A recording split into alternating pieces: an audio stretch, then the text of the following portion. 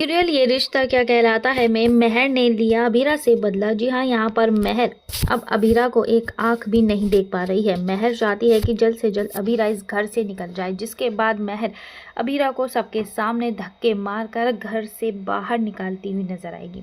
जैसा कि हम लोग जानते हैं कि मेहर की मानसिक स्थिति क्या है। मेहर को पागल कहने में कोई बुराई नहीं होने वाली है, क्योंकि मेहर की हरकतें ही ऐसी हैं।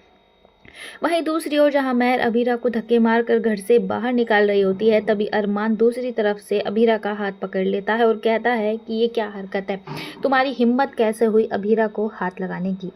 यहाँ पर हम आपको एक बात बताते चले कि अब मेहर की वजह से ही, या हम ये कहें कि ये सब कुछ दिखावे की शादी की वजह से अरमान और अभीरा एक दूसरे के नज़दीक आ रहे हैं।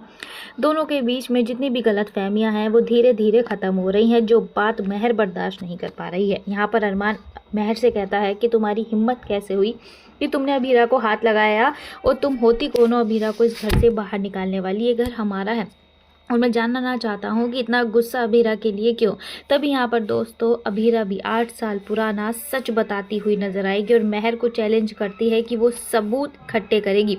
जिस केस को अभीरा बीच रास्ते में छोड़कर चली गई थी, जिस दोषी को उसने सज़ा नहीं दिलाई, यानी कि मेहर, अब समय आ चुका है कि मेहर को सज़ा दिलवाई जाए, क्योंकि मेहर के पापों का घड़ा बढ़ चुका है।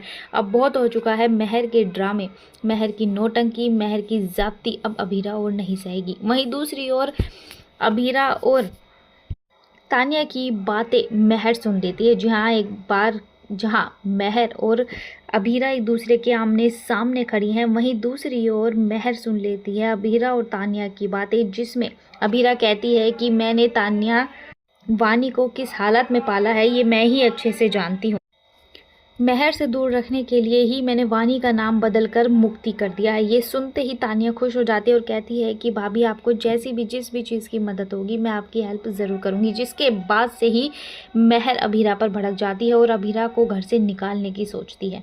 सीरियल में आया ये ट्विस्ट आपको कैसा लगा, कमेंट सेक्शन में अपनी राय ज़रूर से ज़रूर दीजिएगा।